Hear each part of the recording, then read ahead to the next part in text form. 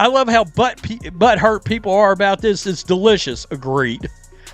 That shit's going straight to Walmart for $19.99. I bet she sells a shit ton of these shoes.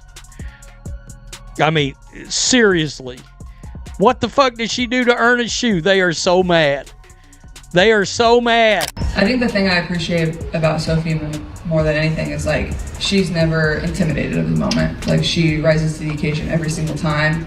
You know, she's gonna have her teammates back. And it literally like pisses me off when people are like, she's not the face of the league. Who would be? What?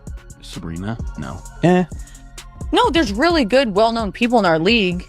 I'm not discrediting them. Like, we have a lot of badasses in our league. Yeah. Like, hell yeah to that. I'm all for that. But when people try to argue that she's not the face of our league, or if our league would be where we're at without her, you're dumb as shit. Yeah. You're literally dumb as The moment dropped like a bomb. Caitlin Clark didn't whisper her support for Sophie Cunningham's new Adidas signature shoe in some polite, behind-the-scenes way. She announced it publicly on camera with complete conviction. She talked about how excited she was. She called the design beautiful. She told fans directly to buy it when it drops July 24th. And then she reposted it. Then she brought it up unprompted in interviews. Then she posted about it again. Upset that she got her own shoe, but you guys gotta realize this is just a PE. It is not an entire sneaker, and I think that's what's upsetting people because they think she just got her own shoe. Now, don't get me wrong, she's been balling, and I feel like the whole finger pointing thing has made her iconic. I think a PE is fine, and for a low top basketball sneaker, I think this is pretty dope. I love the shades of pink on here, and I love how the tongue and the lining are like a tannish off-white color. And this is also what the back is looking like. You got the Adidas logo on the tongue and on the back, so you know it's an Adidas basketball shoe. And I hear Within hours, WNBA Twitter split completely in half. One side was celebrating what they saw as genuine teammate loyalty, a moment of real friendship playing out in public, a superstar using her platform to lift someone else up. The other half was absolutely furious. They called it forced. They called it a marketing stunt. They said Cunningham didn't deserve a shoe. They questioned why a role player averaging 9 points a game was getting this kind of spotlight. The volume only kept climbing. And that's when people started asking the real question: why was a $120 basketball shoe causing this much chaos? To understand why this moment hit different, you need to actually know who Sophie Cunningham is beyond the box score. Because here's what most people got wrong about this whole situation. They looked at her scoring average and decided that told the complete story. It didn't, not even close.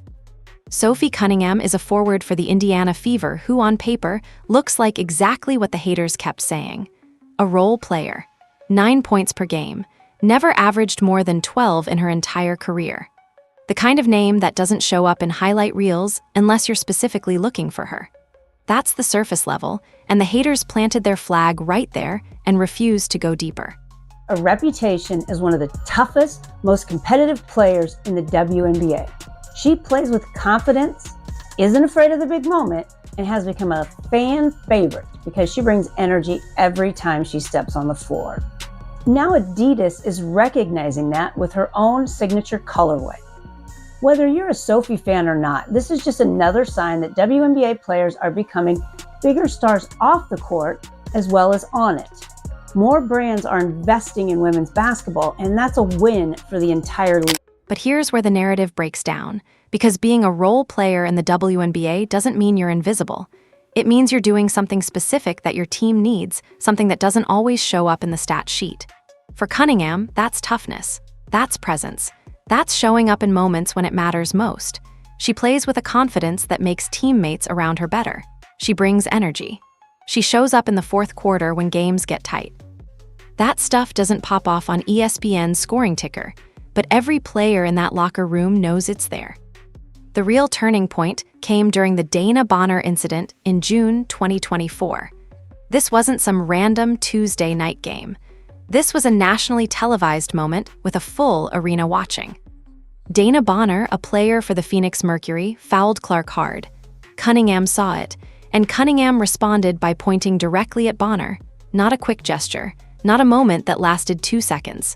She pointed for 22 straight seconds, stood there, made her point, refused to back down even as staff moved in to walk her off the court. It's Sophie, guys. Where's your black hair? No worries. I got it. Sorry. How you doing? He forgets I have a broken leg. Wow.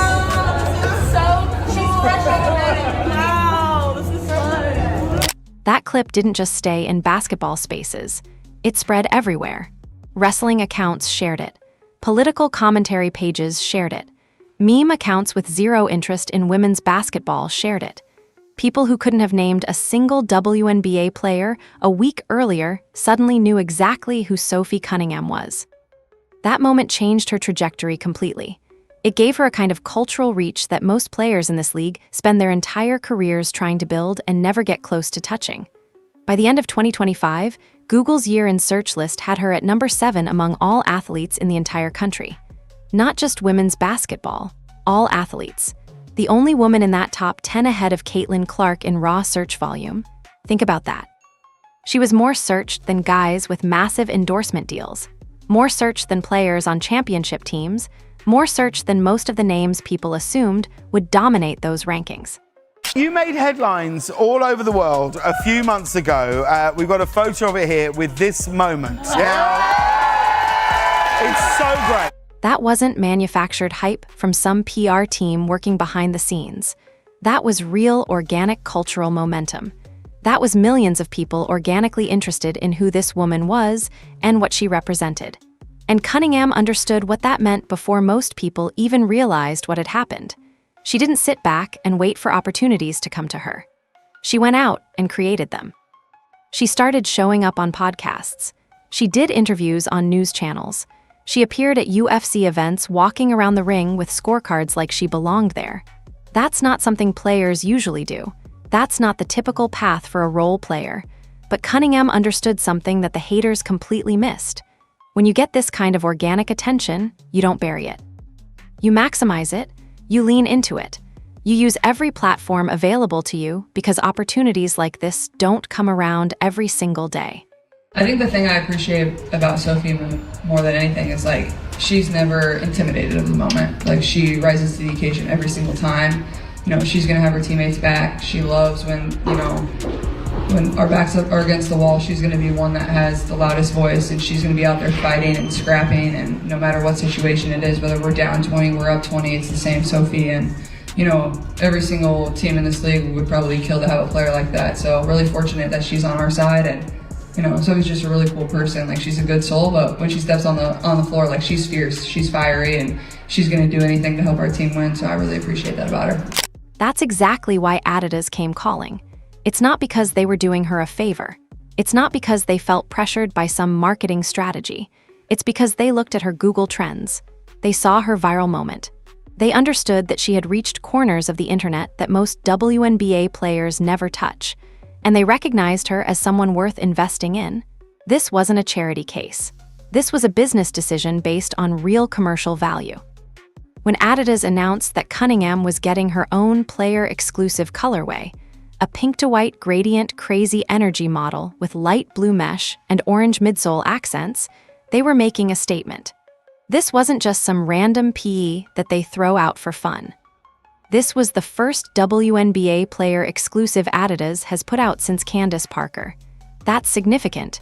That's a signal about how the brand actually views her long-term, not as a one-off marketing bump, not as a favor to a teammate of Caitlin Clark, but as a legitimate long-term investment. Sophie Cunningham knows right here. I mean, there's a little game within the game. And that's exactly why Cunningham's play over the last year matters so much. She built this moment through actual work, through toughness, through showing up when it mattered, through going viral for being herself, not for manufactured content. She earned this shoe, not just because of scoring average, but because she understood how modern sports celebrity actually works.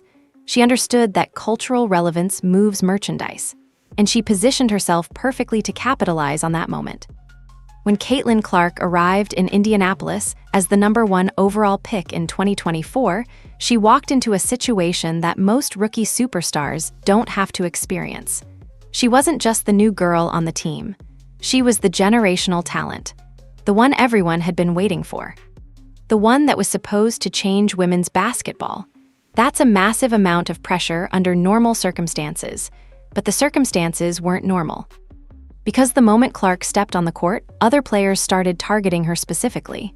Hard fouls, intentional contact, plays that were designed to send a message, not to win the game, It was constant, night after night, city after city. And here's the part that made it especially difficult. The league was slow to protect her the way rookies with that kind of target on their back usually get protected. Official calls didn't come. Suspensions didn't happen. The message seemed to be that Clark had to earn her respect the hard way, through physical punishment, until everyone got comfortable with her presence. What the fuck did she do to earn a shoe? They are so mad. They are so mad. They're charging $120 for a role player. I see why Adidas is always coming in last place. I mean, look, in this league, let's be real.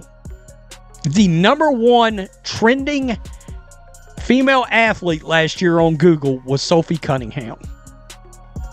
On Google. And that was before the viral meme that took over the planet for 10 days straight. That's where Sophie Cunningham entered the story. Cunningham was a veteran on that roster. She'd been through multiple seasons with the Fever. She'd experienced her own ups and downs, her own moments of doubt about whether she belonged at this level. But she also had something that most veterans have: perspective. She understood what it meant to be a rookie in this league. She understood the weight of expectations. And when she watched Clark getting hammered night after night, she made a decision. She was going to have her back, no questions asked, no hesitation, no excuses. It wasn't some grand gesture or a publicized moment where Cunningham announced what she was doing. It was just what happened. Whenever someone took a shot at Clark, Cunningham was there. Whenever contact got too aggressive, Cunningham responded. She made it clear to everyone on every court in every arena that Clark had protection now, that if you wanted to take shots at the rookie superstar, you were going to have to deal with Cunningham first. That protective stance evolved into something deeper pretty quickly. When you go through conflict together, when you have someone's back in real moments with real consequences, that builds trust. That builds actual friendship. Clark has said publicly multiple times that Cunningham is one of the people on that Fever roster she trusts most. Not just as a teammate who happens to play the same sport, but as someone she genuinely considers her person. Someone who showed up for her when it mattered. Someone who didn't do it for the cameras, or for recognition, or for social media content. Someone who just did it because that's who she is. Her PE colorways coming out with Adidas. Oh my God, Sophie Cunningham, man, just keeps getting better and better by the day, man. I hope these are for men as well, man, because I would like to cop these, man. These are hella dope. Very Sophie type of shoes, man. Like, I don't know. I just look at these and I just see Sophie just all over them, man. These are perfect. And it's funny for all the haters. They're like, oh, why are you giving Sophie a shoe? That trust reached another level during the Dana Bonner incident. When Cunningham stood up for Clark in front of a full arena and a national broadcast, pointing for those 22 seconds, making it clear that she wasn't going to tolerate disrespect toward her teammate, Clark witnessed something powerful. She saw someone willing to face consequences, willing to draw attention, willing to risk her own standing for friendship. Clark has acknowledged in interviews that she will never forget that moment, that she understands the weight of what Cunningham did. This is privilege they talk about, because there ain't no way this role player got a shoe and being called a star. Yeah, she's literally the second most popular player in the league. Let's just keep it real. We try to, they try to act like Asia's an angel, and no, it's Sophie Cunningham. So when the shoe deal came around, Clark's reaction wasn't surprise. It was recognition. She'd been watching Cunningham build her brand since 2022, watching her wear Adidas at every appearance, watching her do the unglamorous work that nobody else sees. The interviews, the podcast appearances, the strategic positioning, the grind through years as a solid rotation piece before this kind of spotlight ever got thrown her way. Clark knew exactly how much work sat underneath this moment. That's why her reaction wasn't casual. That's why she didn't just offer a polite, generic congratulations post like athletes usually do. That's why she got loud about it. Because when you've seen someone work for something, when you've watched them handle adversity with class, when you've seen them show up for you without hesitation, you show up for them when your moment comes. As companies are in business to make money. And Sophie Cunningham is the face currently of the WNBA because she's smarter than you. She's smarter than all of you. She understands what she looks like. And if that's being white, blonde, and attractive, tough. That's what she looks like. That's what God gave her. She's worked on her body. She's a pro basketball player that understands modern social media. You idiots, you jealous little girls, she has a shoe because she is beautiful. This wasn't favoritism between friends who happened to play together. This was one teammate showing up for another in public at full volume in a league where that kind of thing almost never happens, especially not between two players this famous and this scrutinized. Clark made a conscious choice to use her platform, her commercial weight, the thing every brand on the planet is trying to buy a piece of right now, to make sure Cunningham's shoe sells out. That's not something superstars usually do. Usually the biggest name on the team stays in their own lane, protects their own brand, keeps their endorsements separate from everyone else's business. Clark chose not to. She chose to blur that line on purpose, publicly, repeatedly, because she genuinely wants to see her friends succeed. And that choice, that decision to be vocal about supporting someone else, that's what made this moment matter so much. When Adidas officially announced Sophie Cunningham's player-exclusive colorway, they dropped some specific details that tell you exactly why this matters beyond just another random shoe collaboration. This wasn't some generic basketball sneaker with a player's name slapped on it. This was a thoughtful design that actually means something. The shoe is the Adidas Crazy Energy colorway, retailing for $120, dropping July 24th. The design itself is striking. Hot pink fading to white across the upper, light blue mesh panels creating contrast, orange midsole accents bringing brightness and energy to the whole piece. When you look at it, you immediately understand something about Sophie Cunningham. The shoe is loud. It's confident. It doesn't apologize for existing. It brings attention. And that's exactly how she plays the game. The design choices aren't random either. Every element reflects her personality and her style of play. The pink to white gradient represents transition, movement, the way she operates on the court. The light blue mesh gives it a modern edge, something fresh, something that feels current. The orange accents are exactly what you'd expect from someone who brings energy and intensity to every single possession. This isn't a designer trying to guess what Sophie Cunningham looks like. This is someone who understands her, who's watched her play, who gets what makes her distinctive as a player and as a person. The retail price of $120 positions this as a serious basketball shoe, not some casual fashion collaboration. That's a mid to premium tier for basketball footwear. It's not entry-level, and it's not astronomical either. It's the price point where you're getting quality construction, thoughtful design, real materials. It's the kind of price that suggests confidence. Adidas isn't pricing this low because they're worried about moving units. They're pricing it at a level that reflects what they believe this shoe represents. But here's what really matters about this drop. Here's the detail that people who don't pay attention to WNBA history completely miss. This is the first WNBA player exclusive that Adidas has released since Candace Parker got hers. Candace Parker is a future Hall of Famer. She's won MVP awards. She's won championships. She's one of the most accomplished players in the history of women's basketball, and Adidas hasn't put out another WNBA PE since her. Until now. Until Sophie Cunningham. That's not a small detail. That's a massive signal about how the brand actually views her trajectory. That's not a one-off marketing bump. That's not Adidas doing someone a favor because they feel pressured by social media. That's Adidas making a long-term investment decision based on their belief in her commercial potential and her value to the brand moving forward. When you understand that context, you understand why Caitlin Clark took this so seriously. She knows that history. She knows what it means for another WNBA player to get this recognition. She knows that this isn't something that comes around every single season. She knows that Adidas is making a statement about Sophie Cunningham's place in their portfolio, in women's basketball, and in the broader sports marketplace. The July 24th date matters too. It's not some random Tuesday drop. It's a moment that's been built toward, that's been anticipated, that has real commercial weight behind it. The shoe isn't just hitting stores and disappearing. It's dropping into an environment where people are already aware of it, already anticipating it, already talking about it across social media.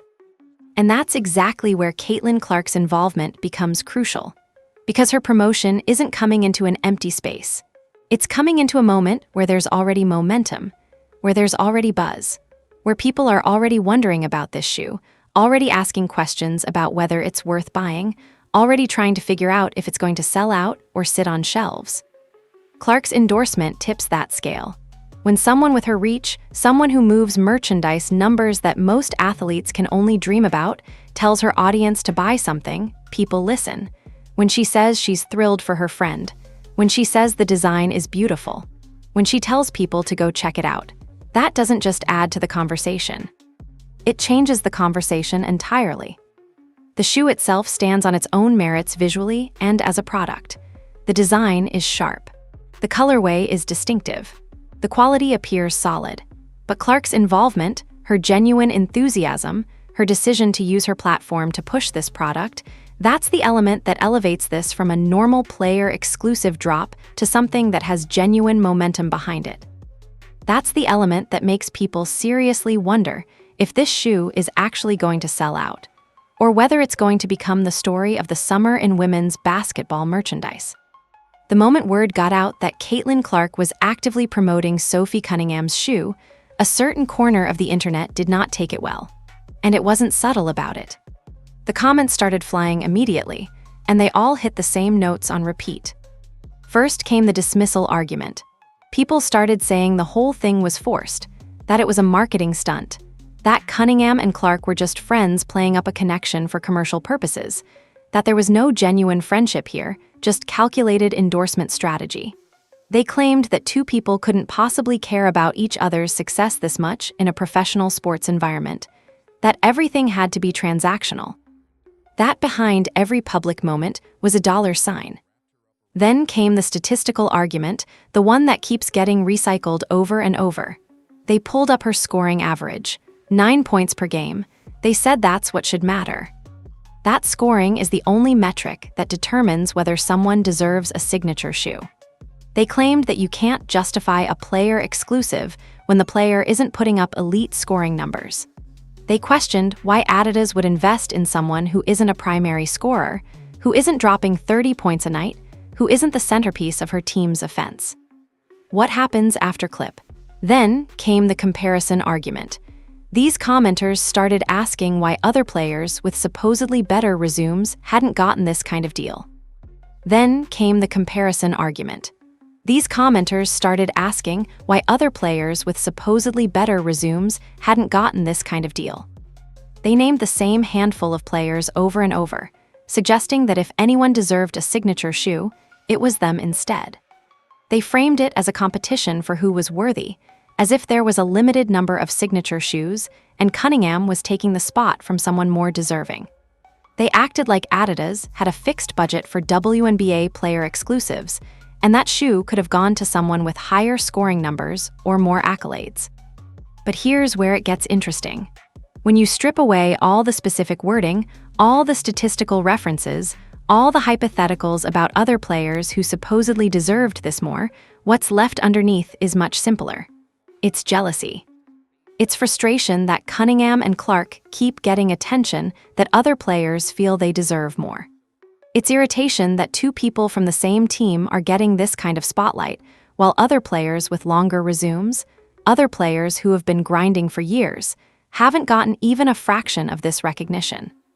Some of the criticism came from random fans typing from their couches, but some of it came from players and their supporters too. They got in on the comments, tossing out critiques that were dressed up as basketball opinions, but were really just frustration with the situation. Some of it was framed around stats, recycling the scoring average argument again and again and again. Some of it was framed around loyalty, like this was some kind of nepotistic moment between teammates rather than a business decision. The volume of the criticism was loud, really loud, and it kept climbing the more Clark kept talking about it. People were waiting for her next post so they could jump in and argue. They were screenshotting her interviews and building counterarguments. They were creating content specifically designed to respond to her promotion of Cunningham's shoe. Then came the predictions. The haters started saying that the shoe was going to flop, that nobody was buying an 8-point scorer's shoe, that Clark's involvement meant nothing about the actual outcome, that the marketing would fail, that the shoe would sit on shelves, and the whole thing would become a cautionary tale about product placement and forced celebrity endorsement. They said it so loudly and so repeatedly that you could tell they genuinely believed it, or at least hoped it would be true. Some commenters got even more personal about it. They started making observations about Cunningham's appearance, about the fact that she's a blonde, attractive woman, and claiming that was the only reason she was getting attention. They suggested that her commercial success had nothing to do with her on-court performance or her cultural momentum or her strategic brand building. They reduced the entire situation to something superficial, something that had nothing to do with actual merit or actual work. What all of this criticism shared was a fundamental misunderstanding of how modern sports celebrity actually works. These critics were operating from an old framework where scoring average determined everything, where stats were the only thing that mattered, where endorsement deals followed some kind of pure merit-based system where the highest scorer got the biggest deals. They weren't accounting for cultural relevance. They weren't accounting for viral moments. They weren't accounting for the fact that brand value in 2025 isn't determined by points per game anymore. It's determined by reach, by influence, by the ability to move merchandise, by the ability to reach audiences that most athletes never touch. And they definitely weren't accounting for the reality that Caitlin Clark's endorsement of something changes the entire commercial equation. When the biggest name in women's basketball tells her audience to buy something, that's not just another voice in the crowd. That's a commercial force. That's the kind of endorsement that brands would pay millions of dollars to get. And Cunningham didn't have to pay for it. Her teammate gave it freely. Here's where the haters' entire argument falls apart completely. Because when you actually look at the data, when you look at what's really happened over the last year, the scoring average critique doesn't just miss the point. It becomes almost laughable. Let's start with the thing that actually matters to Adidas. Let's start with Google search trends, which is one of the most reliable indicators of consumer interest and commercial viability. By the end of 2025, Sophie Cunningham landed at number 7 among all athletes in the entire country. Not just women's basketball, not just WNBA, all athletes, across all sports. She was more searched than players on championship teams, more searched than guys with massive endorsement portfolios. More searched than most of the names people would assume would dominate that list. And here's the part that's actually stunning. She was the only woman in that top 10 ahead of Caitlin Clark herself in raw search volume. Think about that. Clark is the biggest name in women's basketball right now. She's got generational talent, massive endorsement deals, worldwide recognition. And Cunningham was close enough to be in the same conversation from a search interest perspective. That's not something that happens by accident. That's not something that gets manufactured by marketing teams. That comes from real organic interest. That organic interest came directly from the Dana Bonner moment. That 22-second point didn't just stay in basketball spaces. It broke out into communities that don't care about WNBA highlights under normal circumstances. Wrestling accounts that had zero interest in women's basketball shared it. Political commentary pages shared it. Meme accounts shared it. Mainstream media outlets covered it. People who couldn't have named a single WNBA player before that moment suddenly knew exactly who Sophie Cunningham was. That kind of cultural reach is what modern shoe companies actually invest in. Not just scoring average, not just traditional stats, cultural reach. The ability to reach audiences outside of your core demographic, the ability to go viral, the ability to create moments that people share. That's what Adidas saw when they looked at Sophie Cunningham. They saw someone who had already proven she could reach millions of people. They saw someone whose moment had already been validated by organic interest across multiple platforms. Now let's look at what Cunningham actually did with that attention. Because this is where her intelligence as a businesswoman becomes crystal clear. She didn't sit back and hope that the viral moment would sustain itself. She went out and capitalized on it immediately. She started appearing on podcasts. She did interviews on news channels. She went on sports commentary shows and held her own. She appeared at UFC events. She positioned herself as someone worth paying attention to, not just because of one viral clip, but because of who she is as a personality. That's exactly the kind of strategic brand building that shoe companies look for when they're deciding who to invest in. It's not just, this person had one viral moment. It's, this person understands how to leverage attention. This person knows how to maximize opportunities. This person is going to work to promote this product because she understands what it means for her brand. Then there's the fever attendance factor. Clark's presence on this team has created something unprecedented in women's basketball. Arenas that had never sold out WNBA tickets are selling out road games when Indiana comes to town. Teams are traveling to play the Fever and finding full stadiums. That level of commercial interest doesn't just apply to Clark. It creates momentum for the entire roster. It means people are interested in Fever players. It means when Cunningham is involved in something, there's already an audience primed to pay attention. Clark's fan base is one of the most commercially aggressive fan groups in the entire league. These are people who have proven they'll travel, they'll spend money, they'll buy merchandise, they'll support the players on the team. When Clark tells them to go support Cunningham's shoe, a meaningful chunk of them are going to listen without a second thought. That's not speculation. That's based on observable consumer behavior. That's proven by Fever merchandise sales and arena attendance. And here's the thing that the haters keep missing. The shoe itself actually looks good. This isn't some low-quality product that's being propped up by marketing. The design is solid. The colorway is distinctive. The construction appears legitimate. The price point reflects quality. This is a real product that people would actually want to wear. That looks good on feet. That represents something legitimate about Sophie Cunningham as a player and as a person. So when you combine all of this together, when you look at the actual data instead of just the scoring average, the picture becomes clear. Cunningham earned this shoe through cultural relevance, through strategic brand building, through a viral moment that reached places WNBA highlights don't usually go, and through demonstrated business intelligence about how to capitalize on that attention.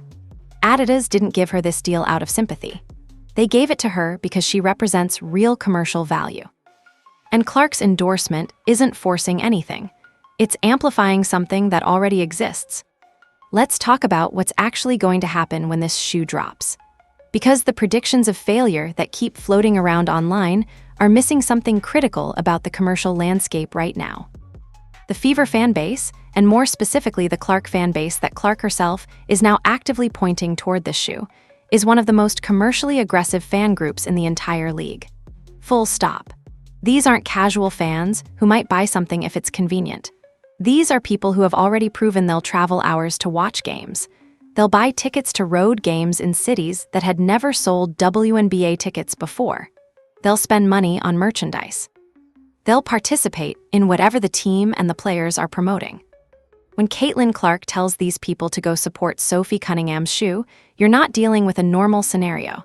You're dealing with a fan base that has demonstrated an almost unprecedented level of commercial loyalty. These are people who got invested in women's basketball specifically because of Clark. And now they're invested in the entire Fever organization. That investment is real. That purchasing power is real. And it's being pointed directly at this shoe drop. Think about the mechanics of what happens when this shoe becomes available. It's dropping July 24th. There's going to be an online release. The Fever fan base is going to be there. The broader Clark fan base, people who follow her on social media, people who have watched her interviews about this shoe, they're going to be there.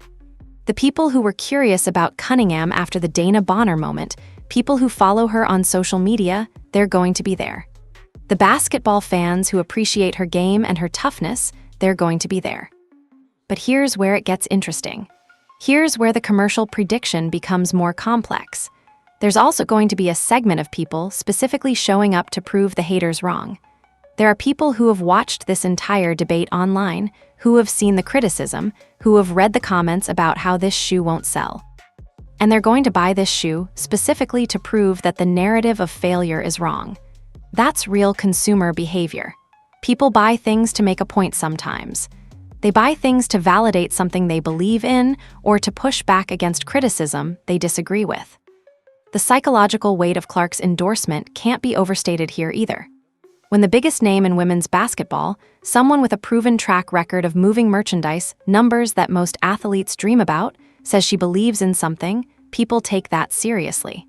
It doesn't just add to the conversation. It fundamentally changes how people perceive risk. If Caitlin Clark thinks this shoe is worth her time and her platform, then maybe it's worth mine. That's a psychological shift that's real and measurable. The design itself is going to help too. This isn't some generic colorway that could apply to any player. It's specifically Sophie Cunningham. The pink gradient, the light blue mesh, the orange accents, these design choices make sense when you think about her as a player. They're distinctive. They're memorable. They're the kind of design that people will actually want to wear because they like the way it looks, not just because of who it's affiliated with. There's also the historical element. This is the first WNBA player-exclusive Adidas has released since Candace Parker. That's a selling point in itself. Collectors are going to want this because of what it represents. People who care about women's basketball history, people who understand the significance of this moment, they're going to see this as something worth owning. Not just as a shoe, but as a piece of WNBA history. The limited availability is going to matter too. When something is positioned as dropping on a specific date with a specific colorway, that creates urgency. That creates scarcity in people's minds even before the shoe actually sells out. People see that date and they think, I need to be there when it drops because this might not be available later. That's a basic principle of supply and demand, but it's also a psychological principle. People are more willing to buy something when they believe it might not be available tomorrow. And then there's the wild card element. The thing that the haters aren't accounting for. What happens if this shoe becomes a statement piece? What if people start wearing it and it becomes cooler? What if it shows up in the right places, on the right people, in the right moments, and suddenly it's a must-have? That's already happening with a lot of women's basketball merchandise lately. The Fever gear is selling out in cities where it would have sat on shelves 5 years ago.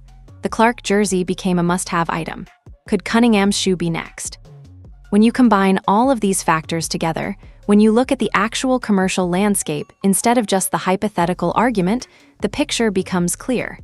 This shoe is primed to sell well, not because of forced marketing, not because of manufactured hype, but because all of the actual conditions for commercial success are in place. The fan base is there, the endorsement is there, the design is solid, the historical significance is there. The psychological investment from people who want to prove the haters wrong is there. The urgency created by the specific drop date is there. This shoe is not going to flop. And when the sellout numbers land, when Adidas reports how quickly this moved, when the narrative flips from whether it will succeed to how much it exceeded expectations, Cunningham is probably going to let everyone know exactly what she thinks about all the people who bet against her. This isn't about one player getting a signature shoe. This is about what that moment represents for women's basketball as a commercial force. This is about one teammate choosing to show up publicly for another at full volume in a league where that almost never happens between two players this famous and this scrutinized. This is about Caitlin Clark using her commercial weight, the thing every brand on the planet is trying to buy right now to make sure her friend's business succeeds. That choice to blur the line between protecting your own brand and lifting someone else up, that choice matters, because she's already won. Sophie Cunningham built this moment through years of grinding, through showing up, through tactical brilliance in understanding how modern sports celebrity actually works, through a viral moment that reached places most WNBA content never goes, and through strategic brand positioning that caught the attention of one of the biggest companies on the planet. That wasn't luck. That was earned. The shoe drops July 24th. The haters are still typing. And Cunningham, as usual, looks completely unbothered by any of it, because she's already moved on to the next thing.